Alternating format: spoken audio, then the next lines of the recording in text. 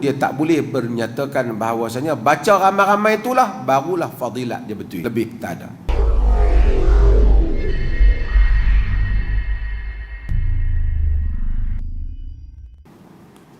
Apa hukum membaca Quran secara berjemaah di masjid dan surau?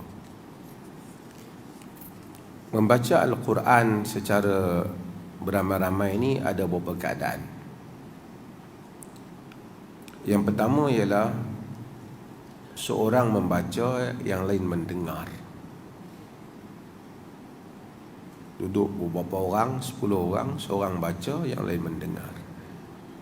Ini adalah sesuatu yang baik, kerana jika dia tidak pandai, dia dapat untuk membetulkan bacaan dia yang salah. Jika orang yang membaca itu tidak pandai, dia dapat untuk mengetahui di mana salah dia membaca. Yang kedua ialah bacaan memang ramai-ramai di dalam satu suara. Ini ada beberapa keadaan juga. Keadaan yang pertama ialah di mana seorang membaca, yang lain mengikutnya beramai-ramai. Tujuan yang lain mengikutnya beramai-ramai itu ialah kerana ingin meniru bacaan yang betul. Macam mana kita dengan guru baca, kita ikut. Tapi kalau guru tu ada 10 orang anak murid, 10 orang anak murid akan mengikut guru. Maka jadilah bacaan beramai-ramai. Itu tidak mengapa, bahkan itu sesuatu yang seperti yang pertama tadi, itulah yang berlaku antara Nabi dan Jibril. Jibril baca dan kemudian Nabi SAW, itu nama tadarus, wa tadarusul Quran. Wa tadarusul Quran, yakni tadarus, yakni seorang baca, seorang belajar, yang mana dia baca, mengikuti.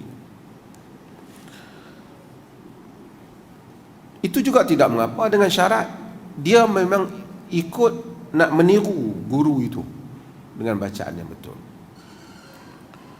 Satu lagi, baca beramai-ramai. Kawan kita baca, kita juga baca. Baca memang tak ada ikut siapa, tapi memang satu suara beramai-ramai. Ini satunya ada risiko. Jika sekiranya dia memang nak bagi dia serentak, pertama dia tak ada sebab untuk dia mesti beramai-ramai. Kenapa dia nak beramai-ramai? Kalau dia nak beramai-ramai, dia kata kalau ramai-ramai baru pahala dapat, itu tidak benar. Tapi kalau dia seronok beramai-ramai dengan kawan-kawan dia, itu ada kesan dia. Kemungkinan kalau kawan dia cepat, dia terlambat, mungkin dia terlepas, dia akan skip huruf, salah di segi panjang dan pendek, menyebabkan sebahagian para ulama seperti Muhammad Saleh Ibn Utsaimin antaranya melarang hal ini, kerana akan menyebabkan satu orang tu, kawan dia dah sampai dia pun lompat pergi nak bagi sama serentak dengan kawan dia.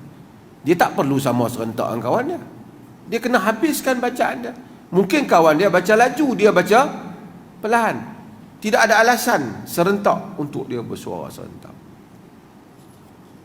Tapi kalau dia serentak itu membantu dia, telinga dia dengar, menyebutan yang betul, sukarlah berlaku. Kalau itu tidak menyebabkan dia melangkau perkataan ataupun huruf, tidak mengapa.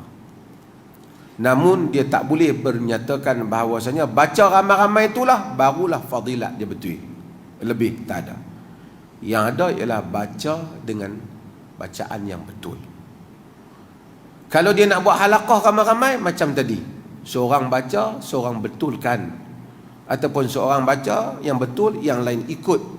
Seperti mana juga yang buat dalam halaqah Al-Quran, guru baca, yang lain ikut.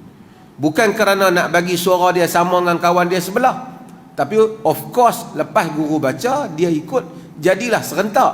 Tapi tujuan dia bukan nak bagi sama dengan kawan dia, tujuan dia nak ikut selepas daripada guru dia baca.